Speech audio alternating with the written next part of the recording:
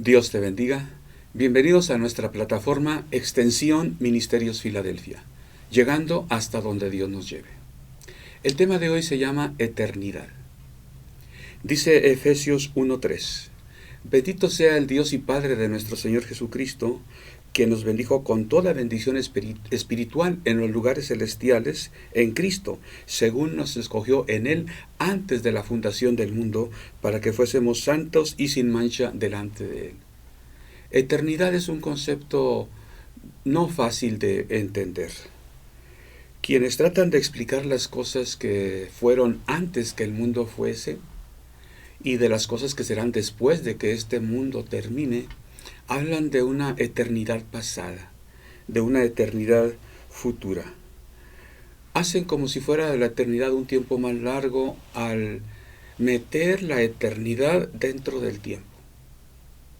Si lo hiciéramos al revés, sería más acertado, aunque no sería exacto ni siquiera, mucho menos pensar en un pasado o en un futuro que engloba, que incluye la eternidad. Gramaticalmente hablando, eso es lo que yo entiendo cuando se habla de eternidad pasada y futura. Se centra en el tiempo, en el hoy. Y es que tal vez siga un principio de aprendizaje. Dicen los pedagogos que vamos de lo conocido a lo desconocido. Entonces, tratando de entender lo desconocido, que es la eternidad, muchos lo explican en base a lo conocido. Creo que sería más exacto entender que eternidad y tiempo son cosas diferentes, que no se pueden mezclar. Tal vez se puedan relacionar, pero hasta ahí. En realidad todo el mundo entiende hasta cierto punto que eternidad no tiene principio ni fin, pero muchas veces hasta ahí llega la comprensión. Bueno, debemos considerar que son cosas separadas. La Biblia nos habla de estas cosas que son diferentes, eternidad y tiempo. Veamos Juan capítulo 1. Dice así: en el principio era el Verbo, y el Verbo era con Dios, y el Verbo era Dios.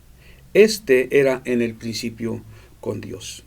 En el principio de las cosas, ¿cuál principio? De las cosas que ya conocemos. Juan se va hasta el principio para comenzar su relato, pero la explicación comienza lo que era desde antes del principio de las cosas. El Verbo era con Dios, quiere decir en un sentido estaba con Dios. Era con Dios es el equivalente para la divinidad de lo que para el cristiano es existía, pero no nos encontramos en la Biblia la palabra existir para referirse a Dios. Dios era, el Verbo era con Dios y estaba con Dios. Termina diciendo este párrafo: y el Verbo era con Dios. Más adelante dice que en Él estaba la vida. Y lo emocionante, digo para nosotros, dice el versículo 11, a los suyos vino y los suyos no le recibieron, mas a todos los que le recibieron, a los que creen en su nombre, les dio potestad de ser hechos hijos de Dios. Es decir, quienes reciben a Jesucristo, el Verbo de Dios, como su Salvador, reciben naturaleza divina, vuelven a nacer, nacen del Espíritu. Aquí viene lo que pudiera ser el relato de Navidad del apóstol Juan. Versículo 14. Y aquel Verbo fue hecho carne y habitó entre nosotros, y vimos su gloria, gloria como del unigénito del Padre, lleno de gracia y de verdad. Todo lo que digamos de Navidad tal vez sea acertado, pero se queda muy pobre cuando nos limitamos a lo que es el relato de los hechos que vio el hombre. Es lo que hace Mateo al decir que Jesús nació. Nos dice cómo. Lucas nos dice algunas cosas también. Marcos no se ocupa de ello en su corto evangelio. Para él no era tan importante de incluirlo en el evangelio. Lo que importaba era lo que predicó Jesús. Y Juan tampoco se refiere a lo que sucedió en la tierra, lo que los pastores, lo que los magos, lo que José, lo que María. Habló lo que era antes que fuese Jesús. Antes de que fuese el niño Jesús, el recién nacido Jesús, era el Verbo. Antes que las cosas fueran hechas, antes de este tiempo. Es decir, quien nació fue un niño, pero ese niño es el Verbo encarnado. Puede ser una cosa grande que nazca alguien. Bueno, fue para nosotros que naciera Jesús, pero Él se humilló a sí mismo. Era Dios, estaba con Dios y se encarnó. Aquel Verbo fue hecho carne y habitó entre nosotros. Bueno, el Eterno encarna. Se limita al tiempo y al espacio. Vamos a ver más adelante algunos pasajes que hablan de la limitación de Jesucristo. Al venir se limitó. Filipenses dice, se humilló a sí mismo al tomar forma de siervo. Hebreos capítulo 2 dice, versículo 11, porque el que santifica y los que son santificados de uno son todos. Jesús el que santifica y nosotros que somos santificados todos somos de Dios. Por lo cual se refiere a Jesús, a Jesucristo, no se avergüenza de llamarnos a nosotros hermanos, diciendo, anunciaré a mis hermanos tu nombre, en medio de la congregación te alabaré. Y otra vez, yo confiaré en él. Y de nuevo, he aquí yo y los hijos que Dios me dio. Así que por cuanto los hijos participaron de carne y sangre, también participó de lo mismo, para destruir por medio de la muerte al que tenía el imperio de la muerte, esto es, al diablo, y librar a todos los que por el temor de la muerte estaban durante toda la vida sujetos a servidumbre. Aquí nos encontramos al Verbo que encarna, al Eterno, a Dios, que se humilla, toma forma de siervo, viene al tiempo y al espacio, a la carne, a la vida natural como nosotros la llevamos, y llega incluso a morir, para ahí en la muerte destruir a la muerte, derrotar al que tenía el imperio de la muerte, o sea, al diablo. ¿A qué cosa más grande o poderosa puede temer la gente? A la muerte. Bueno, Jesucristo destruye a la muerte porque la vence. ¿Dónde está, oh muerte, tu victoria? ¿Dónde está tu aguijón? ¿Dónde está el temor a Satanás que tiene el imperio de la muerte? Entonces, como el Eterno viene y nos da vida a nosotros los temporales, los terrenales, es que nuestra vida es diferente ahora en Cristo Jesús. Aquí encontramos lo eterno, la eternidad uniéndose a lo temporal. Son cosas diferentes, pero aquí se unen. El Hijo de Dios se sujetó a la carne. Dice Filipenses 2, del 6 al 11, el cual se refiere a Jesús, a Jesucristo, siendo igual a Dios, no estimó el ser igual a Dios como cosa a que aferrarse, sino que se despojó a sí mismo, tomando forma de siervo, hecho semejante a los hombres, y estando en la condición de hombre, se humilló a sí mismo, haciéndose obediente hasta la muerte y muerte de cruz. Este es el relato de la Navidad, si pudiéramos decir así, de Pablo a los filipenses. No dice que nació un niño en un pesebre en Belén, nos dice que el que era Dios se humilló a sí mismo y tomó forma de siervo. O sea, se enfoca en las cosas como se ven desde el cielo, no como se ven en la tierra unos pastorcillos por ahí en Belén, unos magos que vienen de Oriente, con todo y que sean magos, ricos, sabios y desde lejanas tierras y que traigan ricos presentes. Es lo que sucedió en términos humanos, pero en términos espirituales, eternos, Dios, Hijo, se humilló a sí mismo. Y vino lo eterno a lo temporal. Irrumpió en el tiempo y en el espacio. El Verbo eterno se hizo carne. El que en él cree no es condenado. Y el que no cree, ya ha sido condenado. No es que Dios lo condenó, su pecado lo condenó. Lo que pasó es que no aceptó la salvación que Cristo ofrece. El mismo apóstol Juan, en el capítulo 1 de su primera carta, dice, lo que era desde el principio, lo que hemos oído, lo que hemos visto con nuestros ojos, lo que hemos contemplado y palparon nuestras manos tocante al Verbo de vida, porque la vida fue manifestada y la hemos visto y testificamos. Y os anunciamos la vida eterna, la cual estaba con el Padre y se nos manifestó. Lo que hemos visto, esto os anunciamos, para que también vosotros tengáis comunión con nosotros, y nuestra comunión verdaderamente es con el Padre y con su Hijo Jesucristo. Juan habla de que él, carne temporal, vio, oyó, palpó. Él se recostó en el hombro de Jesús y lo que vivimos, experimentamos en nuestra vida terrenal, tocante al verbo eterno de vida. Es decir, lo terrenal palpó lo eterno. Esa experiencia es lo que comunicamos a ustedes, dice el apóstol, para que tengan comunión con nosotros. Porque nosotros tenemos comunión verdaderamente con el Padre. ¿Y quién? Con su Hijo unigénito, Jesucristo, eterno Verbo, eterno Dios, juntamente con Dios Padre. Bueno, Gálatas 4:4. Pablo a los Gálatas les escribe y les dice: pero cuando vino el cumplimiento del tiempo, Dios envió a su Hijo, nacido de mujer y nacido bajo la ley, para que redimiese a los que estaban bajo la ley, a fin de que recibiésemos la adopción de hijos. Y por cuanto sois hijos, Dios envió a nuestros corazones el espíritu de su Hijo, el cual clama: Abba, Padre. Encontramos otra vez la unión de lo eterno con lo terrenal, con lo temporal. Dios, cuando llegó el cumplimiento del tiempo, la plenitud del tiempo, la pleroma tou chronou. Pablo se refiere, usa los términos para referirse al tiempo que se mide, al calendario, lo que sucedió hace 2000 años, lo que los profetas habían dicho.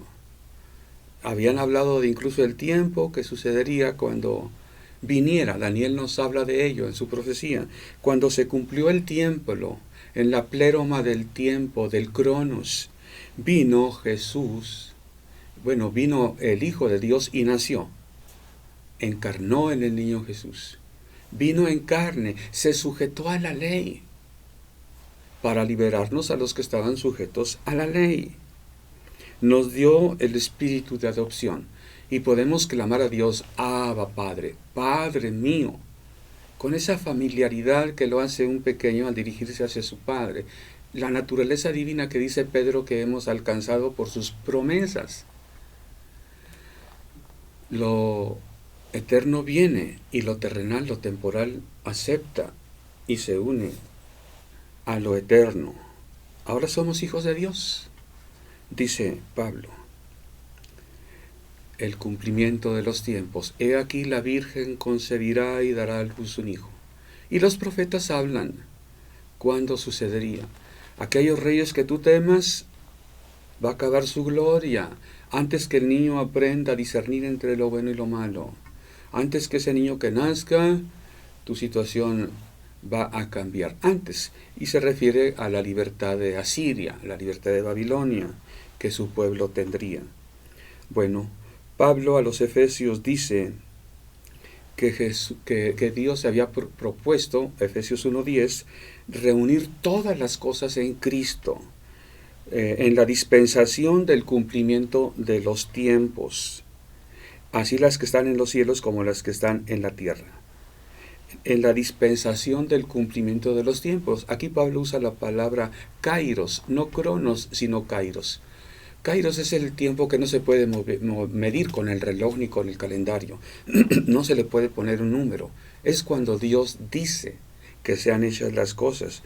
Bueno, Dios se propuso reunir todas las cosas en su tiempo. Las que están en los cielos, dice Pablo, con las que están en la tierra. Dios con el hombre. Un pueblo con los demás pueblos. Esposo con esposa, padre con hijo, amo con siervo.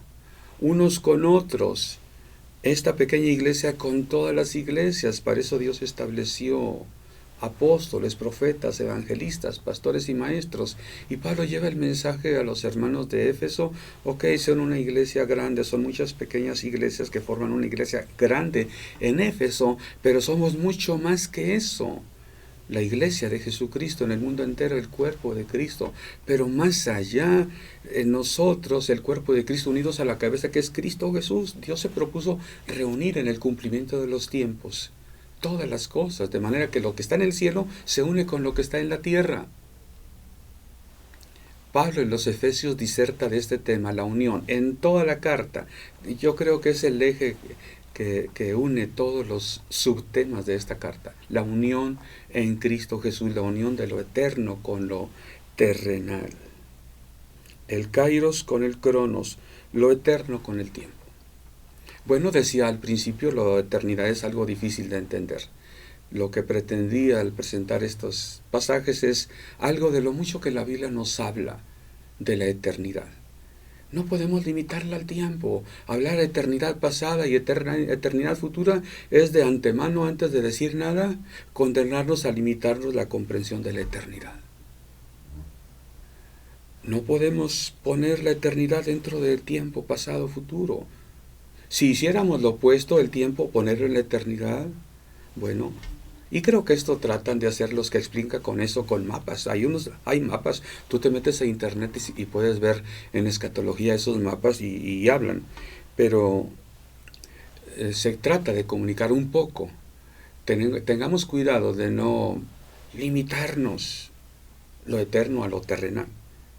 Algo que tiene mucho que ver con ello es la resurrección. La semana pasada prediqué de los que viven, los que mueren. Y decía que muchas veces la comprensión de las cosas nos limita y queremos ver lo eterno como si fuera continuación de lo temporal. La vida en el cielo como si fuera continuación de lo que vivimos aquí. Muchos creen que los que ya partieron se están asomando y están pendientes de nosotros para cuando les mandamos un abrazo, qué contentos se ponen y nos dan un abrazo desde el cielo. Es una limitación tremenda lo que hacemos de la comprensión de la vida eterna en los cielos.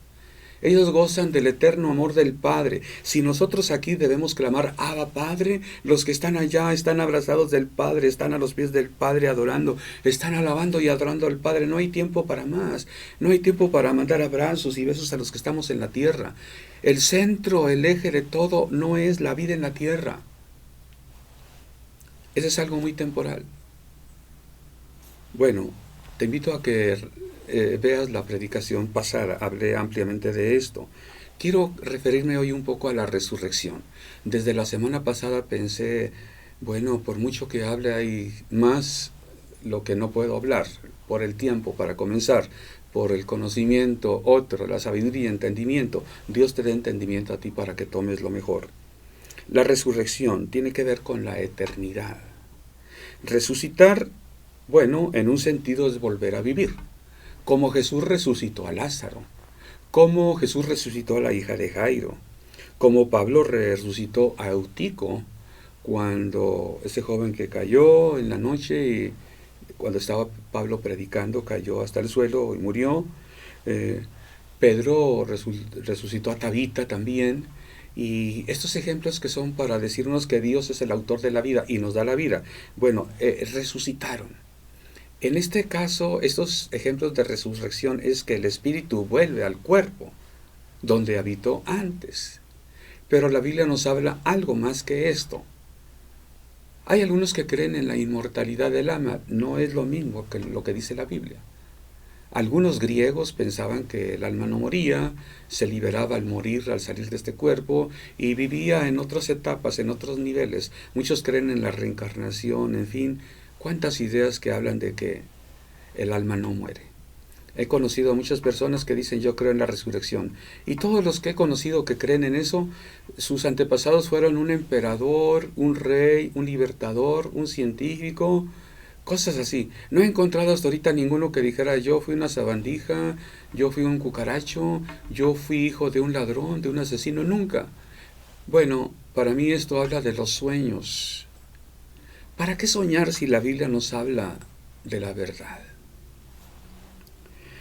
Dice la palabra de Dios que Él nos da vida eterna. La resurrección que habla la Biblia no es ni siquiera como cuando Jesús resucitó a Lázaro. Lázaro volvió a morir.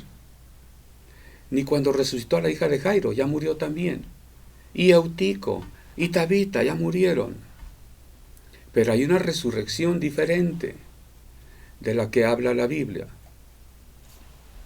Dice 1 Corintios capítulo 15, versículo 52. En un momento, en un abrir y cerrar de ojos, a la final trompeta, porque se tocará la trompeta, y los muertos en Cristo, los muertos serán resucitados incorruptibles, y nosotros seremos transformados. Pareciera que en un momento, bueno, cuando dice en el mismo momento, nosotros los que vivamos, dice Pablo, en este caso Pablo ya murió, los que vivan o vivamos cuando Jesús venga, seremos transformados. Este cuerpo va a ser transformado, va a tener otra forma, otra esencia, vamos a ser espirituales, cuerpos espirituales. Y dice, los muertos en Cristo resucitarán incorruptibles. Bueno, parece que en el mismo momento que seamos transformados, parece que cuando el Señor venga es cuando van a resucitar. Pero hay algunos otros pasajes que nos dan otra idea. Vamos a tratar de entenderlo. Por ejemplo, en Lucas 23:43, Jesús prometió al ladrón que, arrepentido en la cruz, suplicaba que se acordara de él en su gloria a Jesús. Jesús le dijo, hoy estarás conmigo en el paraíso. Hoy. No le dice, bueno, en el día postrero vas a resucitar a vida. En el monte de la transfiguración, Pedro, Jacobo y Juan pudieron ver a Elías y a Moisés. ¿Qué es lo que vieron? El cuerpo de Moisés que no encontraron en el monte, el cuerpo de Elías que fue arrebatado al cielo. Yo creo que Moisés y Elías recibieron cuerpos incorruptibles. No sé qué pienses tú. Al final voy a leer un pasaje que creo que nos habla, que es muy rico en contenido respecto a este tema. Moisés y Elías ahí estaban. Pedro quiso que les hicieran unas enramadas a ellos y a Jesús mismo también. Jesús se transfiguró delante de ellos. Escucharon una voz del cielo que dijo, este es mi Hijo amado, a él oí. Dios lo que quería, Jesús lo que quería era que vieran que los profetas, la ley, están unidos con Cristo. Pero la palabra de Cristo es la que tienen que oír para entender la ley y los profetas. No para anularlos, para ver cómo es que se cumplen. Ley, los profetas y Jesús, el Evangelio, son uno. Pero para entenderlo todo hay que oír lo que dice Jesucristo.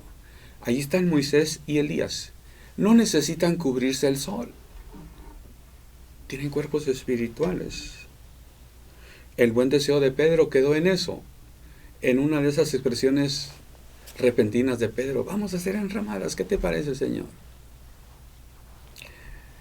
Tal vez hacía sol y tal vez de esos soles fuertes de la región, pero ellos no necesitaban sol, no necesitaban cubrirse del sol, perdón. Bueno, hay otro pasaje que nos habla de lo que es la realidad de la vida eterna y los cuerpos transformados. No que tienen que esperar hasta el día postrero. Es decir, dijimos que algunos pasajes de la Biblia pareciera que dicen que va a haber una resurrección al final de los tiempos, pero hay otros pasajes que nos dicen, que nos dan a entender que eso ocurre, la transformación de nuestros cuerpos de manera instantánea, aquellos que parten con el Señor. Pablo les dice a los Filipenses 1:23, porque de ambas cosas estoy puesto en estrecho, teniendo deseo de partir y estar con Cristo, lo cual es muchísimo mejor. Él decía, si vivo todavía mucho tiempo voy a estar entre ustedes, sirviéndoles, predicando, y eso pues a mí me llena de satisfacción. Pero si partiera, sería estar con el Señor, sería mejor. No sé qué escoger, pero en todo y para todo estoy preparado, porque para mí el vivir es Cristo y el morir es ganancia. Bueno, Pablo no hubiera dicho esto si fuera a morir y después fuera a una sala de espera, en espera del último día, del postrer día, cuando resuciten los muertos. Él dice partir y estar con Cristo. Si se tratará de que la resurrección es hasta el final de los tiempos, ¿por qué Pablo dice que es mejor ir con Cristo? para ir y estar en la sala de espera, esperando la resurrección? Yo creo que no. Bueno, creo que esto lo podemos entender mejor. El apóstol Pedro dice que para el Señor, para Dios, 1000 años es como un día, como el día de ayer. Y un año es como 1000 días. No se trata que lo mucho para Dios es bien poquitito. Lo mucho para Dios es poco y lo poco es mucho. Así es lo eterno. No podemos entenderlo, pero algo nos dice la palabra de ello. Quiero leer algo para terminar. 1 Corintios 10, del 1 al 4. Aquí nos habla Pablo, no de Moisés, no de Elías, no de grandes personajes, sino del pueblo de Dios en el pasado. Y lo relaciona con Cristo. Jesús no había nacido, pero el Hijo de Dios es eterno. Respecto al mismo tema, entonces, Pablo dice 1 Corintios 10, del 1 al 4. Porque no quiero, hermanos, que ignoréis que nuestros padres todos estuvieron bajo la nube, y todos pasaron el mar, y todos en Moisés fueron bautizados en la nube y en el mar, y todos comieron el mismo alimento espiritual, y todos bebieron de la misma bebida espiritual. ¿Qué comida espiritual bebieron? ¿Qué bebida espiritual bebieron? Recordemos que cuando platicaban con Jesús para criticarlo, le decían, Moisés nos dio el pan del cielo. Y Jesús les habló del pan terrenal y del pan del cielo. Y les dijo que el pan del cielo es su palabra, la palabra de Cristo. Bueno, aquí hay algo más que comieron, no solamente maná. Pablo dice que en realidad el pueblo también comió. Todos bebieron la misma bebida espiritual. Y todos comieron el mismo alimento espiritual, porque bebieron de la roca espiritual que los seguía, y la roca era Cristo. Dios alimentó a su pueblo con Cristo. Cuando les dio la ley, estaba hablándoles de Cristo. Cuando los profetas hablaron, hablaban de Cristo. Cuando Cristo vino, por eso para él fue fácil relacionar la ley y los profetas. Por eso no es problema cuando Jesús les dice, oísteis que fue dicho, pero yo os digo. Ustedes recibieron una enseñanza que era sombra de lo que venía. Nosotros aquí vivimos sombra de lo que vamos a vivir allá. Por eso el Evangelio desde aquí nos prepara para aquella vida. Tenemos que vivir de lo que es Cristo. La palabra es pan, verdadera comida, verdadera bebida. Dios nos ofrece eso. Padre Celestial, Padre nuestro que estás en los cielos, así dice el Padre nuestro. Padre nuestro, y los que están a nuestro lado, hermanos. Si Jesús nos llama hermanos a nosotros, nos habla de una familia, una realidad que nos espera en el cielo, pero que se comienza a vislumbrar desde aquí en la tierra. Ojalá que tú como cristiano, o tú como creyente, o tú como simpatizante de la palabra de Dios, puedas vivir esa realidad, anhelar vivir esa realidad. No aferrarte a lo temporal, a lo que se ve. Dice la Biblia, no améis al mundo, ni las cosas que están en el mundo, porque estas cosas pasan, pero su palabra, la palabra de Dios, permanece para siempre. Aférrate de la palabra. Es promesas de vida eterna, promesas que tendrán cumplimiento. Bueno, ahí sí la Biblia habla de al final de los tiempos, cuando Cronos y Kairos vuelvan a unirse. Que Dios te bendiga.